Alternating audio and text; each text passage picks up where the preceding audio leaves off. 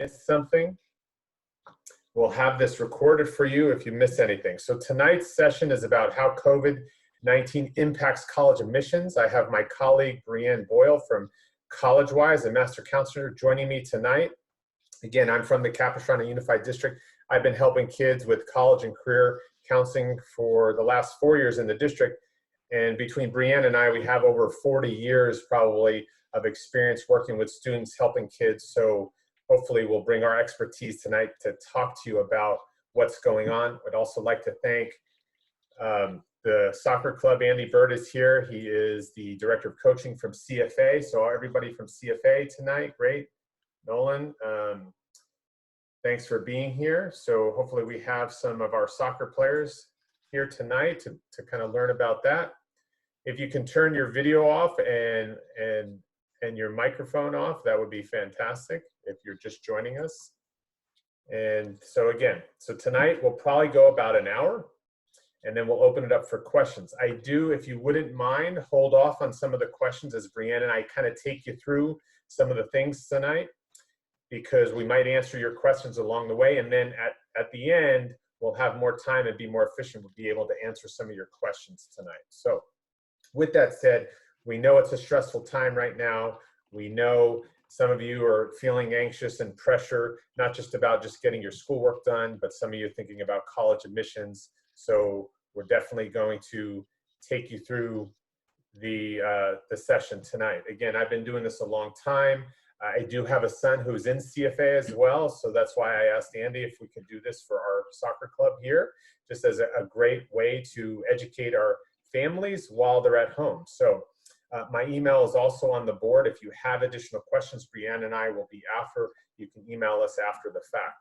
I won't go too much into what our backgrounds are, but Breanne, again, has been seeing a lot of students and worked with a lot of admissions officers over the years, and so she'll be able to give you her insight as well.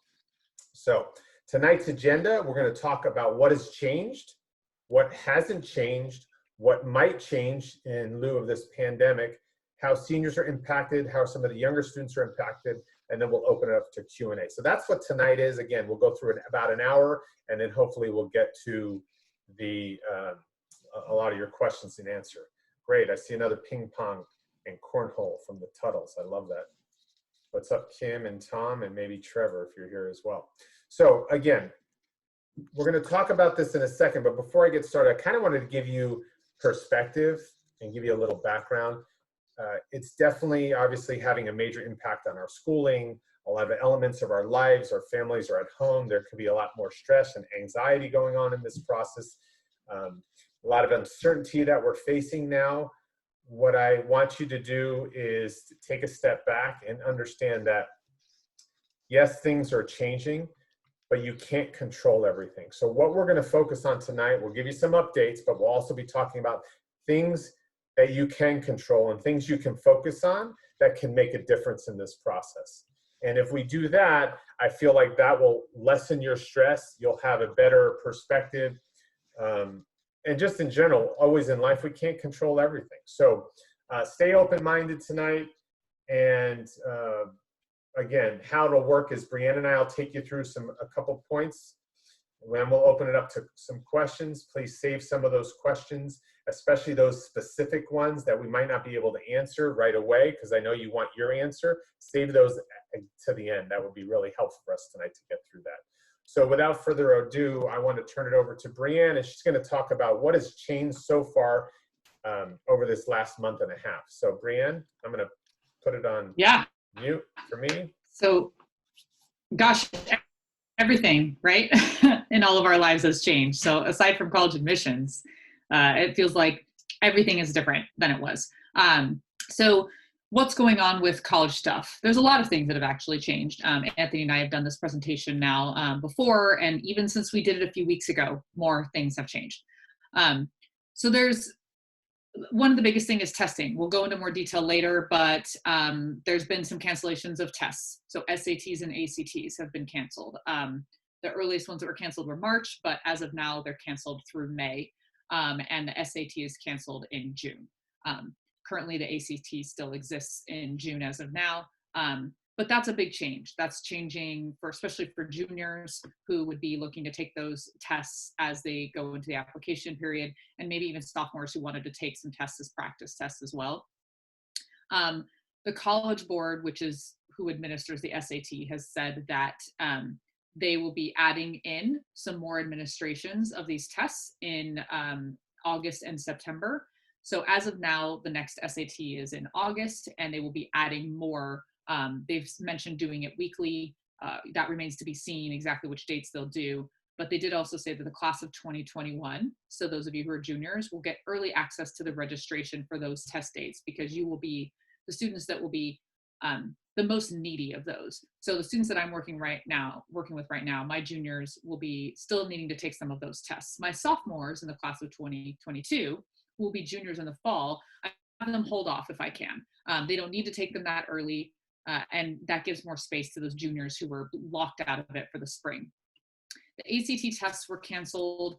The last one was April. As of now, they still have the June test on the calendar, and they've talked about adding some more. Universities across the country have canceled, live classes. If you guys have older students, they've probably all come home, and now you're living like one big happy family again in the same house. So colleges have sent students home for the rest of the semester. They have closed the campuses, and graduations and things have been postponed, obviously, for schools. I know the high schools and the Department of Education in California has said that they're requesting that even the high schools and stuff be closed through the end of this semester. So those are some things that are big changes. We've seen a lot of colleges go test optional. What that means is that students can apply with the rest of their application materials, essays, activities, grades, and all of that, and not send a test score, and they will not be viewed differently. They will be reviewed without the test score in a fair manner.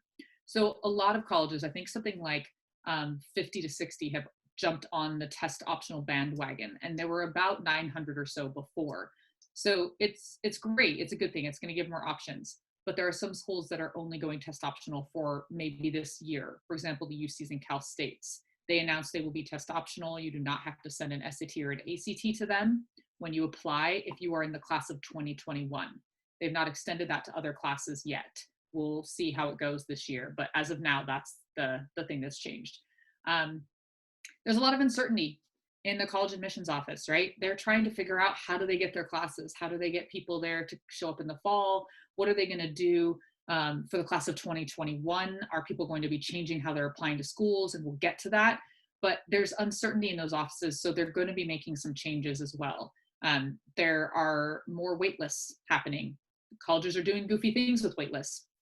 They will probably lean more heavily on those wait lists this coming year. And this year, what we're seeing is students being pulled from wait lists in different degrees based on how that college's yield is working. So how many students are deciding to go, because we're already seeing that some students are deciding to stay closer to home or not attend in the fall, even though they did apply. So colleges are changing how they're doing that enrollment. And obviously they're dealing with, what do they do with the fall? Do they have students come back on campus? Do they do a mix of virtual and in person? Do they go just virtual? And you'll see a lot of colleges have started to make those plans. Cal State Fullerton was the most recent one to put out a big article, I think it was last week, saying that they are going to make plans for virtual learning in the fall, but have not decided for sure if they will be completely virtual or online. Or in person. So we're seeing some of these changes, at least with schools being flexible. We don't know yet what they're going to decide to do. The UCs made a big change with, they will be accepting pass, fail, or credit, no credit grades for the spring if high schools choose to do that. We've seen many districts in California go that way. I believe Irvine USD just did that a week or two ago. They decided to go pass, fail, which means that a student isn't going to get a letter grade for the spring. The UCs and Cal States have both agreed that they will take those classes, as will all the other colleges that people are applying to. It's uniquely different for the UCs and Cal States because of their very strict guidelines on grading. So that's a good thing. It means they're going to be very flexible with the students this coming year, if that's how the district goes, depending on what school district you are in. So they'll review your GPA in the same way they've done in the past, and they'll look at this spring as a pass or no pass situation. So those are some of the big things that are going on. There's some things with federal student loan interest. The government is waiving that, which is a great thing. So they said they would waive federal student loan interest rates during the crisis. So if you have an older student who's in college and they have a federal student loan, that's a good thing.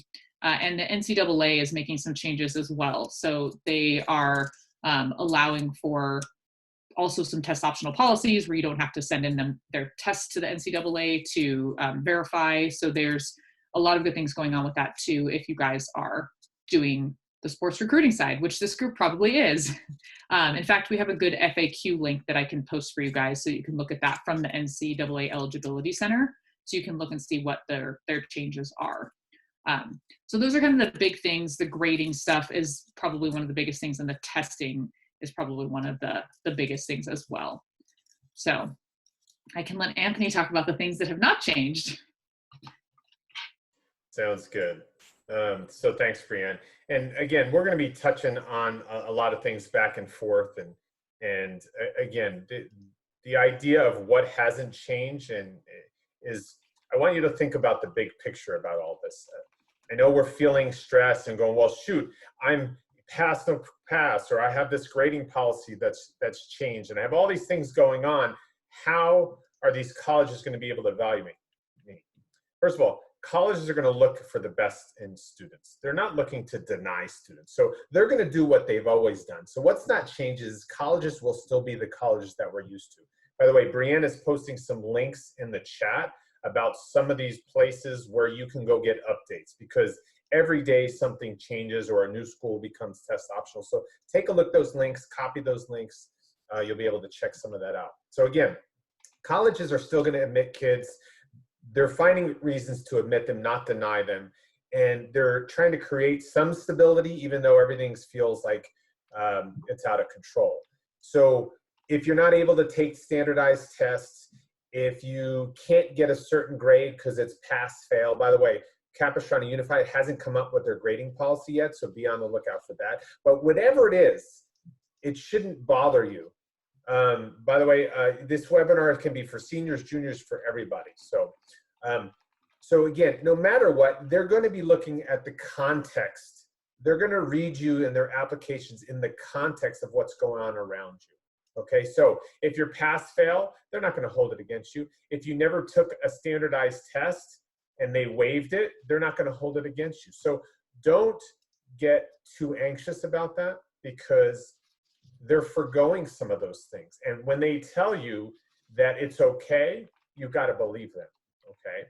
Now, again, you don't have control over that. What you can control is how you feel about it. Again, if you can't get to an SAT test date and not take the test, or the NCAA is waiving the test scores and you don't have one, great, don't do it. What I don't want you to forego, though, is the ability to create your candidacy. And what I mean by that is these schools are going to still be looking at the most important things like they've always done. What doesn't change is they're looking for character. They're looking for initiative. They're looking for the things about students that they always have.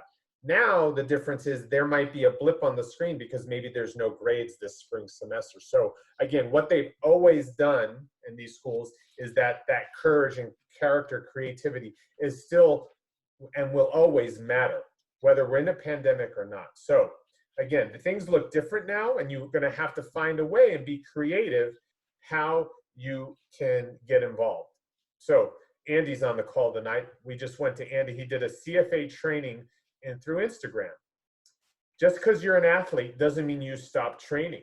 The coaches aren't going to be like, well, you know, there was no school and no training, like no, you didn't have a club soccer game, so you didn't do anything. You have to still do that work. You can still make note of that when you apply. There are places to make note of that I trained every week, and I still continue to train. So if you're on this call and you're from CFA, you better be going to those trainings with Andy, otherwise he's going to get upset. So we have to create and generate those opportunities like we always have. It just looks different now. So again, I'm encouraging you to look for ways you can help, you can serve if that's what you're all about, looking for ways you can train and build some skills if that's what you're about. And colleges will clearly value that. as they always have. So that's really important. That hasn't changed. The other thing is, over so many years, we've had so many catastrophes in our world over so many years. They've always looked at the humanity of this. And that's why I'm really proud that a lot of schools are going test optionals. They're taking into account what kids are going through. So again, they're looking out for your benefit. Now, not every school is doing it, like the Ivy Leagues aren't waiving that, but that's how they are. But just know that colleges are looking for to do the right thing. And sometimes it helps when peer pressure is, if the UCs are doing it, then the Cal States are doing it. That's kind of what happens. So colleges will adapt. We will have to adapt as well. And hopefully you guys are not getting too stressed out. You're learning distance online. You're figuring ways to do things. You're figuring ways to train. Stay alert. Engage in your learning as well. So that's really important. So those things haven't changed, okay? The other thing is, just because you can't visit a school doesn't mean you can't show interest in a school. So again, we're gonna have to find ways to engage in a school if you wanna show their interest. So whether you're a senior, junior, sophomore, freshman, in this time of uncertainty, you still can engage online. You can still email a coach. You can still talk to a coach on the phone. You can visit a school virtually, and we'll share some links with that. So there's lots of things you can still do to show that interest. And my last piece on this is, if you're on this call and you want to go to college, you will. Okay, we have to get out of the mindset like, oh, this stuff is happening, so now I'll never get into college. Not true, and it wasn't true before this happened. Things aren't remaining, a lot of things are remaining unchanged. If you want to go to school or go to a college, and you, again, I work for Futureology for the district, so we have free services for students, from workshops like this to helping you fill out your applications. Breanne does it privately. There's ways to help and put your application together. The key will always be is finding a good fit, whether it's athletically and academically, to socially, to culturally, for a school. We can find schools if you're willing to be open-minded. So right now we have an opportunity, and you guys have an opportunity. We might not feel like it's an opportunity, but it's a really good time for self-reflection, okay? And that time is to determine, like, what are you not doing now that you were doing before that you didn't want to do? And you go, I'm glad I'm not doing that anymore. Take some inventory of what you've been always doing. My son, middle schooler, he loves basketball, and I see him out there every day. I put the hoop on the driveway, and he's out there all the time. Great, he's totally into that. My younger son likes to build things, so he's playing with dominoes. And like, nobody's told him he had to do that, but he's just doing that. So what are you gravitating towards? So again, embrace the freedom you have right now, engage in your learning, and I'm telling you, you will all go to college, and remember, they will take everything into context. So don't fret that your grading policy has changed. Don't fret that school's being test optional. For my younger students, business as usual. And we'll talk a little bit that later when we get that. So I'm gonna turn it over back to Breanne about some things that might change, and I'll pass it. I'll leave that on that. I'll answer some of the questions online. So Breanne, back on you. Yeah, so what might change? This is the prediction time of our presentation. So I like to joke with my families that I work with that everything changes every 39 minutes in my life right now. So everything we say now, know that next week could be different. In fact, we added a bunch of notes from our presentation just for a couple weeks ago because things still might change differently. So let me address seniors a little bit, because I know we had that question in the chat. But so things that could change for seniors coming up. If you have a senior that's already been accepted to a college, things that could change are what colleges will be doing for fall semester. Are they going to be going online, like I said, completely? Are they going to be doing a mix of small classes so they can socially distance, but doing larger classes online? I've also heard of colleges discussing the idea of doing lectures virtually, but doing labs or small groups in person, because they realize that, you know, people who want to go to college in the fall, they want to be on the college campus, and the colleges don't want you to not go there. Think from their perspective, if they decide to go completely online, and then your student who's a senior says, I don't want to go to that college, they're going completely online, that's actually a financial problem for that college, right? They've now lost you and your tuition. So they're doing everything they can to make sure that the experience is safe for your student, but that also that they maintain you as a student, right? They have enrollment numbers and things they have to manage. So for seniors, I think we're going to have more discussions of gap years. I just had a meeting earlier this week with one of my families with a senior who was discussing doing a gap year and maybe pushing off. So what that means is asking the college if they can defer their enrollment until fall of 2021 and start as a freshman there. So what I would tell families here is that could change. Colleges may offer gap years to more students. More students might be doing gap years this year. I would suggest that you call the college to find out what they'll do. We also might see colleges changing their deposit dates. We saw University of Oregon move out their deposit date for seniors to September 1st, which is very far away. So we might see more colleges doing that too. That could change. So the biggest thing is if you have a senior to be watching those emails from the colleges and seeing what they're sending you. But we could speculate about everything, right? So we don't want to be too predictive. Like I said, everything changes. We'll see selective schools with larger endowments. They're not going to change. Harvard, Berkeley, Amherst, Princeton, they're business as usual. People will still go there. People will still pay lots of money to go there. They have cushion with money. So we're not going to see a lot of change there. There will be a number of schools in more financial issues or financial problems, right? So some of these smaller colleges. So if you have a senior, that's another thing that you might want to check is the financial solvency of the college you might be considering to go to. Ask that college, find out the endowments, see what the situation is there, because those are things that could change in the future. Will they have enough funding to continue to have the same number of students on campus? A lot of people might return to schools.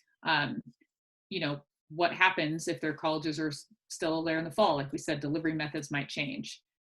So all of that is going to have to be something you think about now as a senior. And then for juniors, as you're applying too, we might see more people staying closer to home. I think that we're going to see more students looking at going to college in state for financial reasons because it's cheaper and you're not paying that out of state, and for safety and health reasons, or just for feeling a little bit like they want to stay closer to home and not take that risk to leave. So that's something that could happen, which could mean that it would drive up some of the admissions selectivity of some of our California schools, and as it would in any other state. We might see an increase in online enrollment. So as colleges offer online options and online degrees, which many colleges that are accredited do, we might see more students opt to say, you know what, I'm going to do this virtual learning and it's working well for me and it saves me money and my financial situation has changed, so I'm going to opt into an online program. We might see some of that. I think we'll also see potentially an increase in community college enrollment.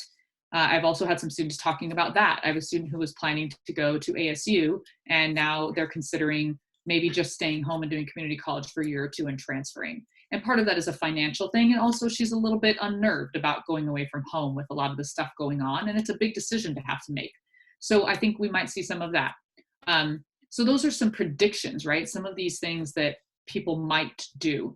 I think we'll know more as stuff moves and the time happens. And I actually didn't think that I would have as many of my seniors considering doing gap years. But that's changed. Just in the last few weeks, I've had a few more students now starting to consider that. So I think we'll see that. The colleges, some things that might change for juniors as they do their application cycle this fall. I think we might see some colleges asking for more senior grades. So normally for those early action and early deadlines, the colleges might not you might not send your senior grades to those because the deadline is before that. But colleges have always reserved the right to request your senior fall grades in order to use that as part of their admissions makeup. And we might see more colleges doing that because they didn't get the grades from junior year and they want to check in and see how students are doing senior year. So that could be something as well. So something we're gonna have to pay attention to. They might ask for those grades, which might delay then the actual response time for when they would tell students so that they can actually see those grades. We have seen that staffs on campus can work remotely and it's been fine. People have been doing it. So I think it's going to be interesting to see colleges and how they shift and flex, not just with COVID, but in the future. Colleges will have now seen that they're going to be able to test those virtual learning capabilities, and we might see colleges just offering more programs or more hybrid models in that way. Gosh, testing. Anthony and I are in the same boat here. I think both of us, if we could see testing go away, we would love for that to happen. SAT and ACT are not equitable in any format, really, for students, and it's a stress inducer. And if that's something that, if COVID pushes testing to the corner and ends up not being as important, then we might see that change as well. I think that could be a longer tail to see that change, but that is something that we might see. Yeah, unfortunately, with Breanne, what you just said, I don't think ACT or College Board would let that happen because it's such a money maker for them. So certainly, they don't want it to. They don't want it to, but and that's why we'll talk about it in testing. That's why you're going to see exams move online, just like the AP exams moved online, and they're going to have security and proctors online and taking care of that. So that's still going to happen. We got a question in the chat, so I'm going to answer this now because I want to address it as a whole. Because at the start of this, too, guys, I said I want you to focus on things you can control, because if you don't, it's going to spiral out of control. And Breanne and I have been in admissions. Oh, let me put my video on. We've been in admissions a long time, and we see how it's very easy for rational people to turn irrational when they start getting too stressed out. And the point of this tonight is to kind of let you know things that are changing, again, to kind of give you perspective. So everybody's asking this question, well, if more students defer and I'm a junior, then I won't have a chance of getting in and there's going to be more pressure on me. Let me put it this way. If you want to go to college, there's going to be great opportunity to go to college. More of the pressure is around that you have a 3.0 and you're trying to get into UCLA. Or the college you're picking aren't great fits, so you tend not to get into those. Kids who work with Breanne privately, or the kids who work with Futureology and things that we do, the majority of them are getting into 85% of the schools, even though you might have heard it's hard to get into college today. Well, it's actually not that hard to get into college today. There's so many spots for college. The problem is we all picking the same schools. And number two is we're picking schools that we're probably not even fully qualified for.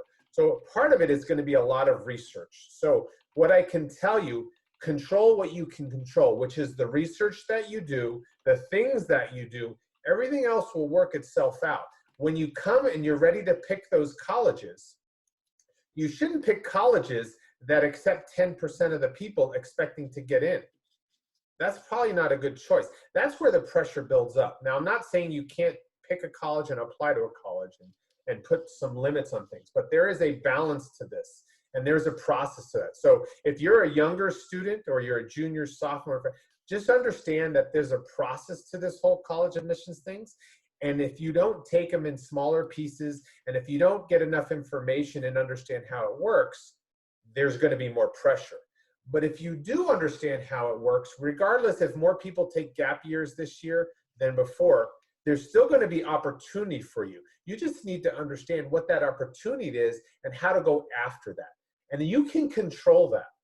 Again, what you can't control is these schools that are either going to allow gap years or not. My feeling is they're not going to allow as many as you think they're going to allow, number one. Right. So it's not going to be a big issue if you, again, do this process right. So again, control what you can control, which is how much research you do, taking care of all the things you need to do to make yourself a good candidate, and then ultimately having a good balanced college list, which is a whole nother session and something Breanne and I do in other workshops, which again, attend those, and again, you'll have the tools and you'll be able to make good decisions. So again, and Breanne just put this in, colleges can't allow everyone to take a gap year financially. So it's true. So you might see an increase, but you won't see it go overboard. You might see schools or kids making choices to choose different schools than the ones they might have wanted to go to initially. But again, that will have to play out. But you can't control that. What you can control is if you're a junior or a sophomore going to be a junior, especially those sophomores going to be a junior, is finding a time to actually take the SAT or ACT. You can control when you do that and how you prepare for that. So that's what I would suggest in this time of uncertainty. So, but really good question, and definitely one that I think we needed to address. So I don't know, Breanne, if you had anything else you wanted to say about what might change or anything. No, Otherwise, I think we're good there. I think you summed it up really well with the added stuff about gap. okay, perfect. All right, then it's my turn again. So I'll talk a little bit to the seniors right now. So again, this is for everybody. My take for the seniors, first of all, I'm saddened for you. I get it. I was a senior once, yes, a long time ago, but missing prom and maybe not having a graduation, like there's some things and rites of passage that happen when you're a senior that you might not get to do. And so my heart goes out to you for sure. And it's a really weird time that you have to experience that, and it's not your fault and you didn't deserve it. So, but nothing can change that now. So we need to move forward. So as you look towards the end of the year, you really need to find a way to finish strong and stay focused. You have decisions to be making, and we'll talk a little bit more about that. What you want to do, and I said this earlier, it's like, what have you been doing that maybe you were surprised you didn't know you were going to like trying to find a really good version of yourself now as you start to mature and as you head to college is really important. Finding creative ways to take advantage of things, whether they're free courses online, things you've been wanting to learn, and now you might have the time to learn. So again, I'm sorry about what's going down, but look at it as an opportunity for you to build and build skills and find some things you can focus on. Finish your schoolwork strong, control that, buckle down and look towards, if you're looking at colleges now, deciding if that's a good decision for you, or if you need to defer, go to community college, go to a different school, maybe something more local. I don't know your situations, but understand that Futureology is here to be a sounding board, my counselors and I. You can go to our website, CUSD-Futureology.org, find all my counselors and my email if you want to reach out to us. But understand that you still might need to take or finish and graduate. That's really the most important. So what I would say to my seniors, still get dressed, take care of business, get down with it. You know, if you're still deciding on colleges and you still haven't been able to visit some, Breanne is going to post some virtual tours and places you can go to check those out. Please go out and do that. She's also going to post an online tool about status updates for universities if they're extending their deadlines. You might have a little bit more time, and it's not bad to ask for more time if you need it to determine if you really need to go to that particular school. Now's the time to figure it out. You don't want to make an uninformed decision. So ask away, figure that out, and avoid summer melt, as we call it, where you don't go on to college. Make sure you do everything you can to take care of that and make that decision. So Breanne's posting that now. And you're not alone in this. Seniors across the country are all going through this. So, so the topics that you need to figure out is, you know, which offer do you want to accept? I want to go to this school. Do I want to change my mind? And figuring that out right now. So that's really on the table. And if you need more information, like I said, if you need to visit more schools, get a little bit more. Hopefully your schools have extended the deadline. And then also Breanne kind of mentioned it. What are schools facing this fall? You need to answer the question. If my school that I'm thinking about going to is completely virtual and online, do I still want to go there? You need to answer that question as well. If it's a hybrid, am I still willing to go there? You know, those are some decisions you got to make as a family. So for my seniors, you're not done, unfortunately. And then also, what's plan B? Coming out and thinking about that. Again, you can reach out to Futureology, but the plan B is, if it's virtual learning, what does that look like? What's my next plan? So those for my seniors, just a little bit time. Again, consider community colleges, consider how you learn virtually if that's something you still want to do. I know a lot of seniors we meet with, they're going, I'm still going to University of Oregon, regardless, no matter what. I'm still doing this. Great. And that's their decision. Don't follow suit with your friends if that's not how you're feeling. Okay, so that's my senior little thing. I'm going to turn it back over to Breanne, and she's going to talk to some of the juniors, I believe. Yeah, so we're going to talk about what's going on with a little bit with seniors with like wait lists and deadlines, and with juniors, how that affects you. But as we talked about before, if you are a senior, deadlines to deposit to a school, traditionally May 1st was the universal deadline. That's this Friday, for those of you who don't remember what day it is. A lot of schools have moved those to June 1st, but you need to check your portals and your emails from those colleges to see if they have extended that deposit date. The reason some are doing that is because they understand that sometimes people's financial situation has changed and you need more time to figure out, which school you might go to. You might need to update your financial aid FAFSA information with the college and see what they can do about the financial aid package. So they're giving you a little more time and grace to do that. They also realize that you didn't get to fly around during spring break and look at colleges. So they're trying to give you more time to do a lot of the virtual tours. There are a bunch of college fairs that are going on virtually. So they want to give you some time to do that. So welcome that extra time. Take the time to, decide what you want to do, but check again with your college, because not everybody has moved it out. For example, the UCs, have they extended the deadline for accepting admissions offers? They have not. Their statement of intent to register, or SIR, or a deposit, is still May 1st for freshmen and June 1st for transfer students. So if you need additional time, or need a deferment of a deposit with the UC schools, they ask that students just contact them directly. So if there's a financial situation or something that you need to do with the UCs, you need to talk to them about it. You can't just assume you have to deposit by May 1st or have had that conversation. And there will be probably some extensions on other deadlines for seniors for things like transcripts. Colleges usually want those by sometime in July, by early or mid-July. But with all of the change with grades and things that are going on, colleges are extending some of those dates as well. The UCs typically have a transcript deadline of July 1st. As of now, they have not changed that.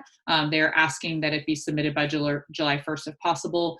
But if colleges or if high schools need more time to send that final transcript, again, they'll kind of deal with that on a one-by-one basis. So that's some of the stuff that's going on with timelines and deadlines.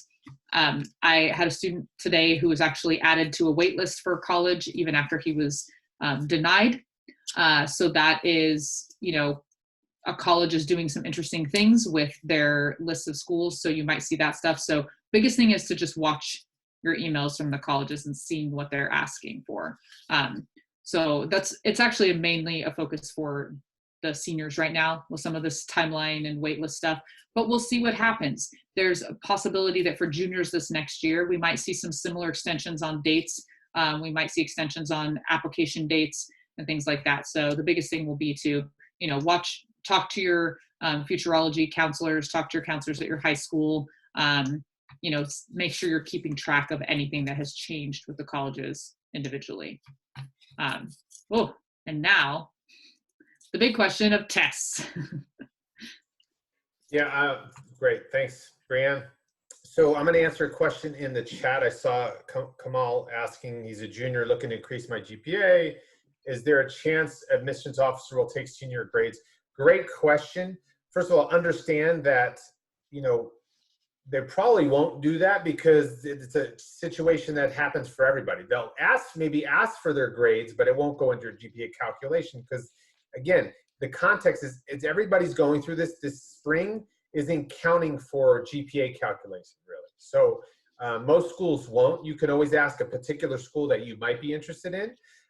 Again, I understand you want to increase your GPA, but even with a spring semester of junior year, it doesn't change that dramatically. So you're still going to be going and looking at schools in a certain GPA range. So if the school is wanting, on average gets about a 3.8 and you have a 3.0, you're still far from that range, even if you got junior year grades in. So when we look for colleges, and this is part of the process and the science behind it, is looking at how to credential match you to colleges. And that's part of the program through Futurology that we do. If you're a junior, Kamal, I don't know if you are, we have a college list jumpstart that comes up. I would suggest you attend that. Go to our website, CUSD-Futureology /appointments-events.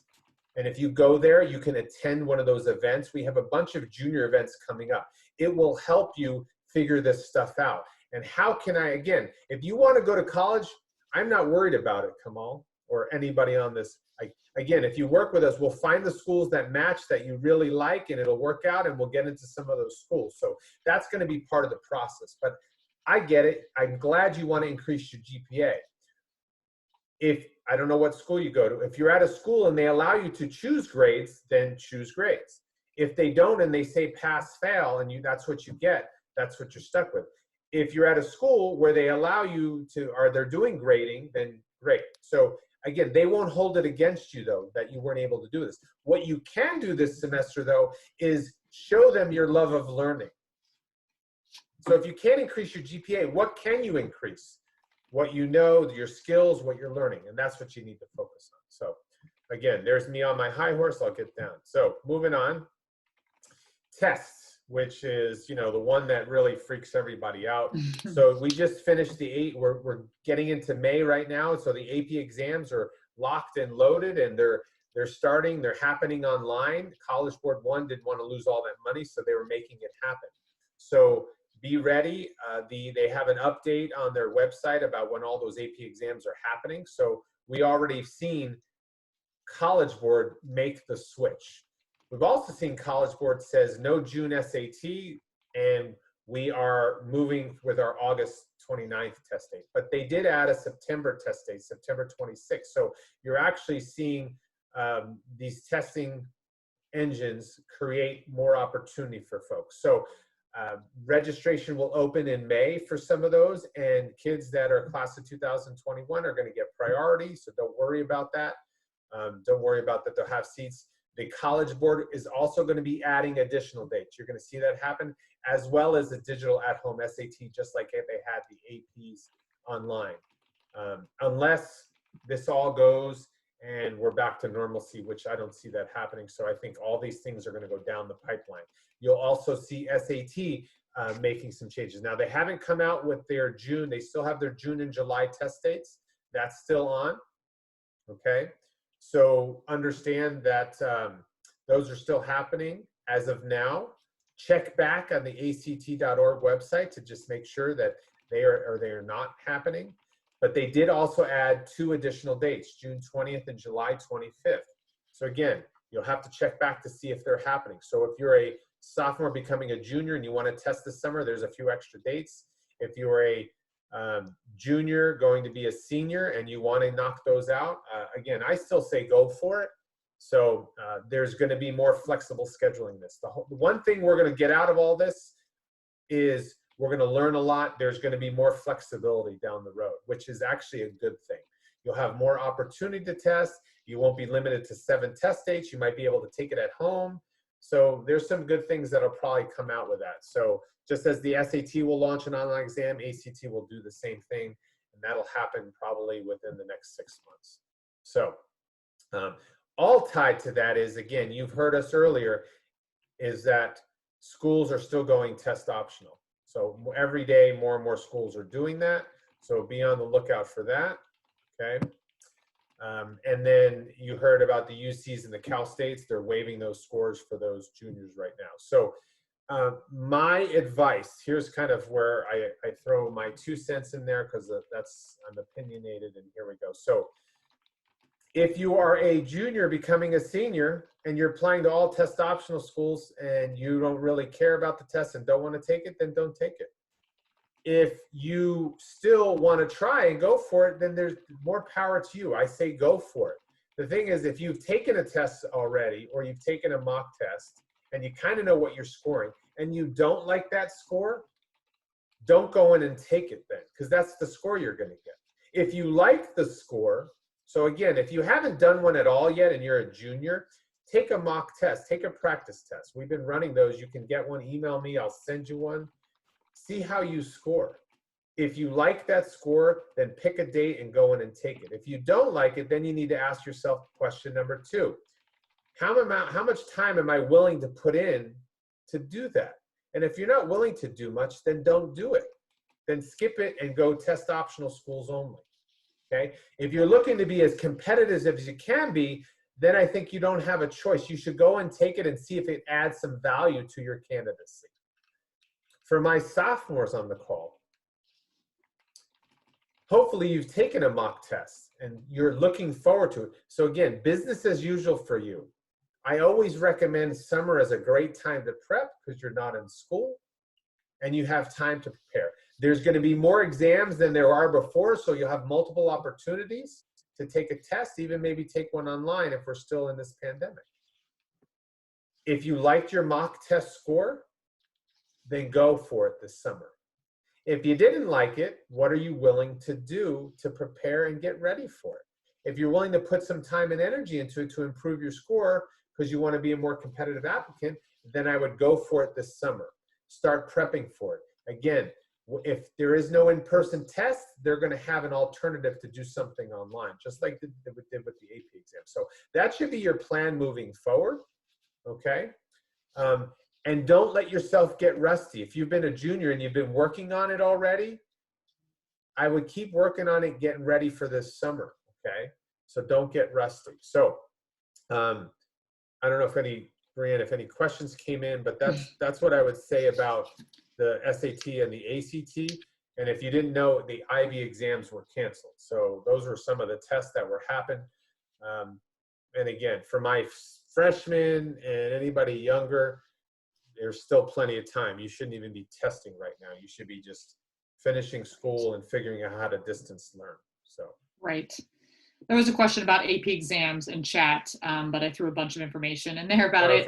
Perfect. So, and I threw in all the links too, so you guys can copy and paste a bunch of those links so you can check for updated schedules and all of that good stuff as well. It's on you guys to stay up to date on what's happening and what's changing. It's not up for us to tell you. I mean, you can ask us, but you have the links. You should be able to go do that and make your plan for that. Now, it might be different saying, and you told me your situation and you're wondering something and you need some advice. That's different. But you can find out if a test is canceled. You can find out when they're scheduling, when you can go online and register. You can do all that. So again, I highly encourage you stay engaged in knowing what's going on, you know, especially for my sophomores becoming juniors and my juniors becoming seniors who still want to get a test under their belt. I don't think, again, it can't hurt you because you don't have to report it. So anyway, so that's the tests. We'll go back to Breanne. Oh, is there,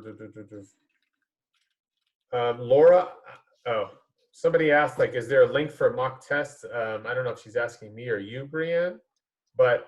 I think you maybe. Yeah, we've been doing mock testing for years in the district. So if you haven't been on our website, we've been doing that for a long time. So for my younger students, we do it every year, twice a year.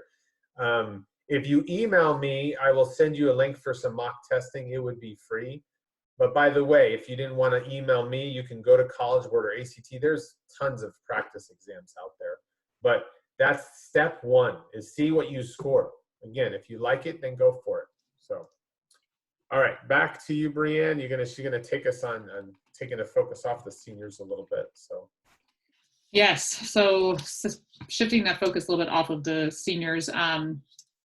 What do you do when you're younger? So we talked about all the stuff that's changing and all the things, but what to do with this time. So make the most of the time. We talked a lot about juniors and what to be doing. Anthony touched on, activities and, using this time to finish the school year strong, use those online resources to, supplement your learning, do what you need to do to, get good grades or finish strong and keep up that momentum. And really that's for any student at this point of any age, but especially juniors, since, we're going to go into the application season after this. But, if you're a junior, like we said, take those tests in, July, if they remain, August, if you can get those done, sign up for those tests so you have them.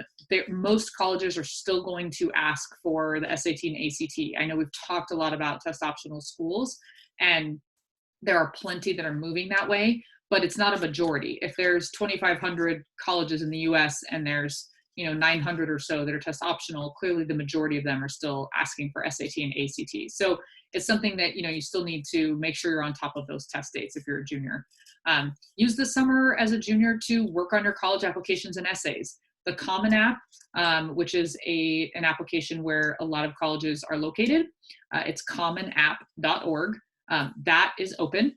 It's already available. So if you're a junior, get past your AP exams. You don't need to be filling stuff out in April, chill out a little, but it is available. So you can start that during the summer. Open up that application. That's what I do with my students that I work with in June. We start doing applications, start getting that stuff filled out. You can start working on your college essays. I will be doing that as well at the end of May and early in June, starting to get some of my, rising seniors, juniors into the essay process. You can work on all of that stuff. You can start finalizing your list so that you have things that you can do in the fall as we sort of see the change in the landscape. And for all of you, freshmen, sophomores, juniors, use this summer to find activities, to explore things that you enjoy. I know it's weird to do activities. I had a meeting with a student today who said, I can't do anything. I'm just stuck in my house. And I said, that's not true. You can do all kinds of things. If you've always wanted to learn how to sew, you can do that. You can buy crocheting materials online. You could decide to go on Khan Academy and learn to code. You could get your friends together and do tournaments in Fortnite and use them to fundraise for an organization. We saw someone mention that they're making face masks. There are things that you can do even in your home. You can offer to your coach to host an extra workout for the people on your team. So, you can do things from your home that you can put on a college application. So that's where we want to get creative with some of those activities. And if you're, a sophomore, you might want to look at the summer again to do test prep. If you're looking to do test prep, that's a pretty standard timeline, is to use this summer before junior year to do test prep. So, do that. And if you're a junior that still wants to test, you can also do some test prep during the summer because you'll have some time. So, make sure that you're using the time in a creative way and, explore things that you want to do. If you're a freshman right now, sit back and watch and see what happens to the older kids. No, but you have time to, discover those things and decide what you're interested in doing. If you have a school club at school, you can host a virtual meeting for that club. It doesn't mean just because you can't get together in a classroom that you can't still meet for that club. You can do a meeting with your MUN group. You can do a meeting with your mock trial group or your comedy sports team. Those are things you can still do virtually. You can have, your trivia group get together weekly and do that kind of stuff. So, make sure that you're being creative about that. There are still colleges, even though they're not physically there, professors are still doing stuff. They're still doing research. Maybe reach out to a local university and see if they could use help doing research and going through data. There are some businesses that are offering like virtual internships and things, look for things like that. Maybe you can do some online tutoring, for students in your community for free. So there's lots of things that you can do. What colleges are going to be looking for are students who take this time and kind of take it by the reins and really do something with it. What they're not going to be as excited about is a student who shows on their activity list on the application that they have done things up to junior year and then they just stopped because they were just at home. All of us are at home. That doesn't mean that you still can't do stuff with your time. So it's something that will help you stand out to colleges when you apply. If you're the student who said, I'm going to do a virtual, book reading club, and we're going to get together every 2 weeks and talk about a book that we're reading, and I'm going to host it on my Zoom account. Those are things you can do that you can talk about then on your college applications, and you will be different and you will stand out from others. So for those younger students, there's a lot of opportunity here as well. I know Anthony talked about before, like learn a new language, pick up a cooking class. There's all kinds of stuff, edX, Coursera, there's all kinds of things where you can take classes as well. If you want to decide to learn about sociology, there's stuff out there for you. I've been cooking a lot too. My French toast is better than ever right now. That's great. I have not been doing that. I drink a lot of protein shakes. I'm also eating a lot of that, which I should be doing. So anyway. So if you guys host a virtual workout, maybe invite us. Yes, thank you. Yeah. All right, so moving on, we did some of that. Breanne already sent this. This is just a status update. It's a link to kind of just give you an idea of what schools are doing and any changes, deadlines of things like that, that again, you're going to have to do the research to make sure you know what's going on with the campuses that you're considering or you're thinking about. If it's still a few years away, then don't worry about it right now. What I would say is, especially not on top of being creative and learning things at home, now is really a great time to start visiting schools online. I've been really impressed with the admissions reps and colleges that I know very well. You know, and they're not always your big names like UCLA, like Pacific Lutheran, or Rider, or Rutgers, or they're coming out with virtual tours, bigger and better. Some schools are letting you sit in on classes. They're coming out, BRAC just came out, which is our regional admissions counselors. They came out with a short little, like 1 to 2 minute videos of each of the schools in there, from, you know, they're all out of state schools there, Oregon or New Mexico, Oregon State, just different schools with highlights about their schools. And they're providing this information free. You get to go check it out and learn more about the schools. Now more than ever, should you be using some of these tools? So when we ask you as counselors, like, oh, why this school? You have a good reason besides because my friend's going there. So take advantage of this time. Some of those links were, again, shared, and really take a good visit of those schools and check some of these out while you can. You know, make it a habit every weekend to go 2 or 3 different schools that you didn't know about before, okay? So as we wrap up and we open up to questions, we're getting on to an hour, which we're holding well. Again, futurology, there's a slide on here, and just understand that as a district, we're making strides to provide support. Futurology, my program within the district, is a free program.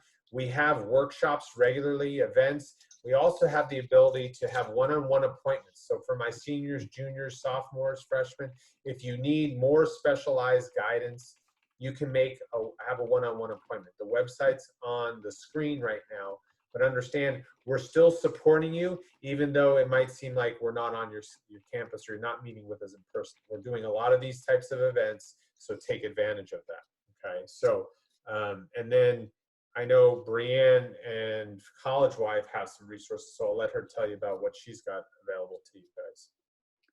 Yeah, and we're not free. So I encourage you to use Futurology first. We do have a lot of free information on our website. If you go to collegewise.com, you'll see stuff that's free resources. We have that COVID updates website, which has a ton of links to webinars. We're doing webinars regularly. We're doing some with local districts and things. So we do have a lot of free resources in that regard. When it comes to counseling, if you're looking for someone to help you with more counseling at a deeper dive, at a deeper level, you can ask to, you know, connect with one of us and we can talk with you about your needs and help you with counseling. We also do SAT, ACT test prep, academic tutoring, and we do also offer free online mock testing for SAT and ACT if you're interested in that. So feel free to email me and I can send you links to, you know, some of that free stuff or any information if you're looking for it. Great, thanks, Breanne. So, you know, just to kind of wrap up, and then we'll open it up for some questions. A couple things I still also wanted to make note of it.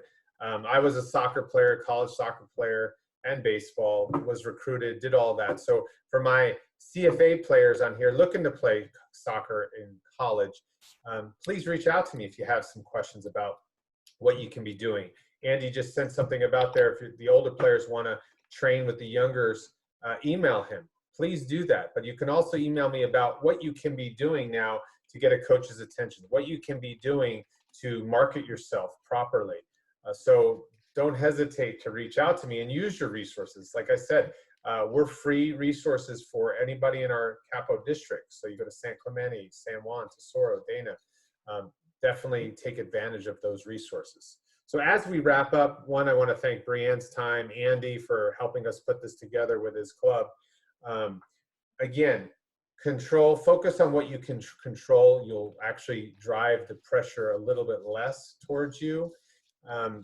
As we see, colleges are going to find other ways to measure kids, but they're going to remain to look at it in context. So don't worry about it as much as you think you want to. this is a great opportunity to find out what you're really interested in. What do you love to learn? How can you show colleges that creativity, that character in other ways? Okay, so I know regardless of what we tell you, Breanne or I, there's still going to be some anxiety. That's always going to be there. Okay, but keep calm as much as you can. Educate yourself. Do the research. Do the work. The biggest part of this process is staying informed and up to date and doing the research. Will make the process a lot easier through college admissions, whether we're in this pandemic or not. So maintain that flexibility for students and the parents as well. And again, I know it's a frustrating situation. Keep your head up. Be as adaptable as you can. Keep learning and stay safe and healthy. So with that said, why don't we open it up to some questions? We're going to stay on here. Breanne put our emails on there as well. If you have something specific and you want to reach out to us directly, individually, feel free to do that. But we're taking questions for the next 20 minutes or however long you guys have questions for. So thanks for being a great audience, for taking the time, some good questions. Bring them on. Okay, from Kim Tuttle, is this for Trevor starting a hobby? Will it boost his application? Well, it depends on how he takes advantage of the hobby. But if he has any talent like his dad, then it's not going to help him. Because Tom can't play. He's not musically inclined. So, and I know Trevor is a CFA guy too. So, yeah, it really depends on where you take this. If he really has an interest in it, hobbies can take you far. It can, like, what did you learn about yourself? Wow, I didn't know I was as focused. I really, it clears my mind. Like, especially now more than ever. Is that giving him some time to free himself from schoolwork as well? Is he finding himself? Is he starting to write songs? Does he start to write music? I don't know. So it depends. If he picks it up for 1 week and then he's done with it, then it doesn't. But if he's something he continues on and now he does that, I think it can. So yes, I think starting something, but again, choosing something not that you like, that you're interested in. So. Let's see. Will taking the SAT, ACT boost my chance of getting into a Cal State or UC? The answer to that is actually no. So when a school goes test optional, they will not compare students who send test scores to those who do not. They are reviewed separately. So so what I would tell you if you're doing Cal State or UC is, if you have a test score that boosts your overall profile. So if it is a high test score for the rest of your profile, then I would say send it, because that can help, because it is higher than what your profile is. So I know it sounds like I just answered that in two different ways, but the UCs will never fault someone for not sending them. So they're not going to give you added bonus points for sending them. But if you have an excellent score, it can add to the overall profile, if that makes sense. So it will be additive, but will not take away, and won't give you more of an advantage necessarily for other students. And I'll answer it in another way as well. Is, first of all, there are different Cal States and UCs, so we can't just say that, because there's top tier in terms of academic credentials and acceptance rate, the UCLAs and Berkeley's, and there's in terms of, I guess, what the averages are. So you can't just say it as a blanket statement, because if you get a 1200, will that help you for UCLA? No, it's not going to help you for UCLA. So it depends on which school, number one. And number two is, where are you starting at? Like, how much time is you going to have to put in to get that particular score? So again, boosting your chance, what will it take to boost your score from where it is now? You got to take that into consideration as well. Is it going to take you 3 months? So that's another factor, is where are you at? Where do you want to go? And then will that boost? So I would start, if you have a mock test score, you have that. What would be your goal to help boost your chance? You can figure out what will boost your chance by looking at some of the averages from the past years. So, all right, next question here. And then we said, next question is, if colleges are going test optional and accepting pass-fail grades, does this mean the acceptance rate is higher? They are still only a limited number of slots at any given college. So how would you think about that in terms of acceptance rates and seats? I mean, my general response to that is it's not going to change. They do only have so many seats. So the pass-fail grades, the test optional, the acceptance rate will not be higher. I don't want to get too predictive, but I do think that we will see some schools actually their acceptance rate potentially go down depending on if their applications go up. Historically, when schools go test optional, when we don't have a pandemic, their application numbers rise that next year because more students say, oh, hey, UCLA, now that you're not taking test scores, I have a 3.0, but I can apply now because so they'll get more applications. That's probably what will happen. Because this is a weird situation, I don't want to tell you that for sure the schools will get more selective, but I think we have to be realistic about that being a chance because they will get more applications. So I think that's where it would shift. I don't know if you have more on that, but I would just say that we also got to take like pass fails just for this semester. You will have grades, so it's like yep. they're going to see something. They just won't see something for this particular instance. They'll also maybe see AP classes, the class and the courses and all that stuff. So again, we got to take that with context as well. So so how should you think about it in terms of first of all, you also got to depends on the schools as well. So, but as Breanne pointed out, oh shoot, that school, I don't need a test score. Now again, the Ivy Leagues are requiring test scores, so you know that might not change as much as some other schools. Right. You know, so again, this is hopefully just a blip on the screen with pass-fail grades, and it's one small little sample. Everything else, they'll be able to submit. You'll have a GPA. It just won't be calculated this spring as part of it. Yeah, that's a very good point. All right, Charlotte, do college want well-rounded students who could do multiple or a student who's very talented in one or two areas? Why don't you take that, Breanne, since you've done so many of these yeah, I know. So it used to be that they wanted more well-rounded, and I think that sometimes well-rounded, people have different definitions, right? So well-rounded isn't necessarily a bad thing if a student does multiple things. So you could be an athlete as well as you know, be in theater and be good at math, and that makes you a well-rounded person, but doesn't necessarily mean you're involved in 17 different activities, if that makes sense. So I think, you know, think about, you know, being well-rounded and knowing a lot of things isn't necessarily bad, but colleges typically want to see a student go deep in a passion. So if that's soccer, you know, it's okay that you do 3 or 4 things related to soccer. You don't have to feel like you have to add, like, oh, all my kid does is soccer and play guitar. Well, you don't need to say, oh, now you have to go do 75 hours of community service and learn a language. Like colleges don't need you to be everything. So they're going to look for students who go deep in a passion as opposed to trying, you know, 95 different things.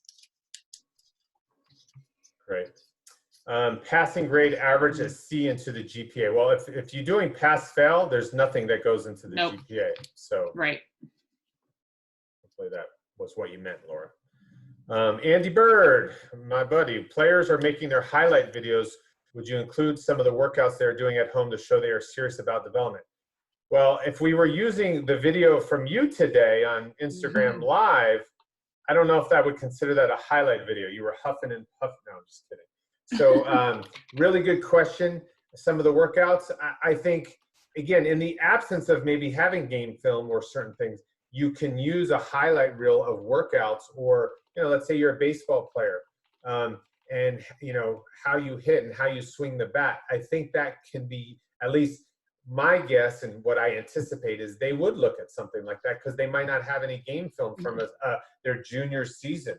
So I think those now more than ever become critical, not just filming something, but really making it good and really highlighting the strengths of a certain player, soccer player, maybe their ball skills, or how they can, you know, how fast they are and move around, you know, whether you set cones up out on the street or something. So I think that's something that would be taken into account right now, especially to show they're serious. The other thing you can be doing, or at least some of the players on here, is getting some recommendations from the coaches or from the trainers, you know, that you were doing some of the workouts with CFA online, and Andy, you knew they were there, And you could say they came every week. So having recommendations from the coaches about how committed they were can really help for the athletes as well. So I think there's a lot of ways you can go with this.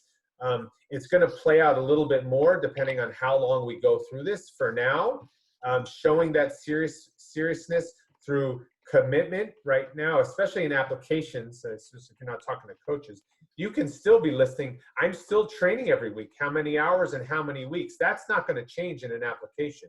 And when you're talking to a coach and you're starting the conversation, that shouldn't change as well.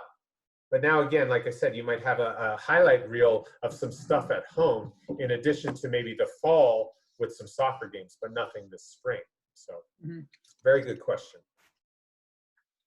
And I would maybe ask the coach, if there's a college that you are, you know, interested in and you've had communication with the coach, and you know, I would encourage, because it also shows interest in that college, I would encourage that student to, you know, email that coach and ask, you know, hey, I've got some, what kind of video would you like? Can I film some of my workouts? I've got some really cool stuff. And it shows engagement too. So, and it gives a reason to communicate with the coach. It's always, you always want to have something to communicate about, like, hey, I just took my SAT, here's my score.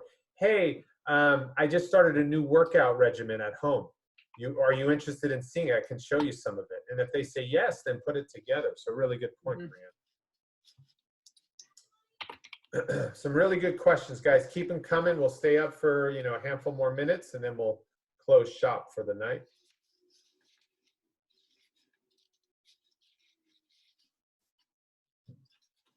Thoughts or emotions?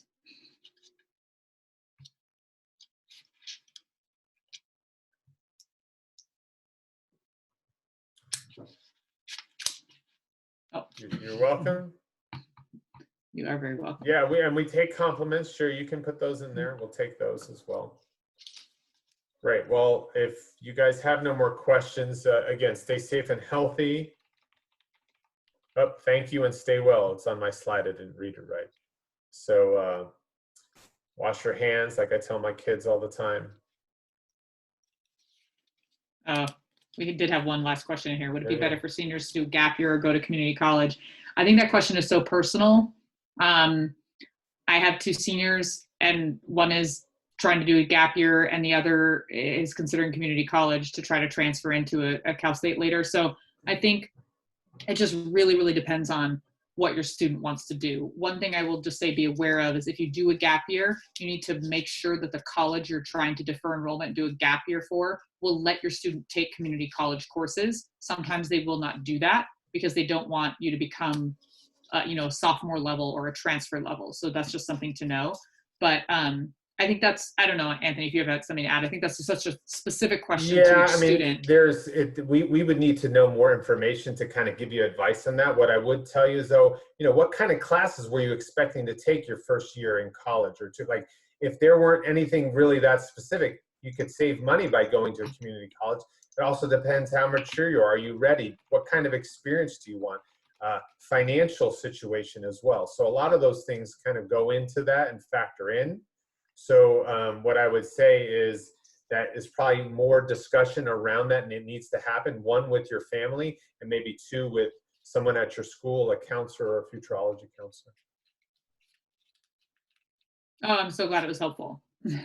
And I swear it changes every 3 weeks. So we just do another one in a month. No, I'm just kidding. That's right. I feel like if it keeps going, you'll see Breanne and I more and more times. Right. Kamal, GPA range for Cal State Fullerton. The GPA range. Oh gosh. And it depends because the Cal State does their own calculations for GPAs, but you know, there's other stuff that goes into it, test scores, but I think for Cal State Fullerton, it also depends on if you're in their local service area, which I'm assuming you are if you're in South Orange County, but you're probably looking at something between like a 3.3 to a 3.7 is probably their middle 50%, if I just had to guess based off of memory. I think it's a little, well, the middle range probably a little bit higher now. A little higher. Over the last couple of years. And ACT is about a 22 and SAT is about 1130. Yeah. And so that sounds about right. Yeah, the average GPA is probably around a 3.6 or something like that. So it's gotten higher because of the amount of applications. you know, coming in. So Yeah.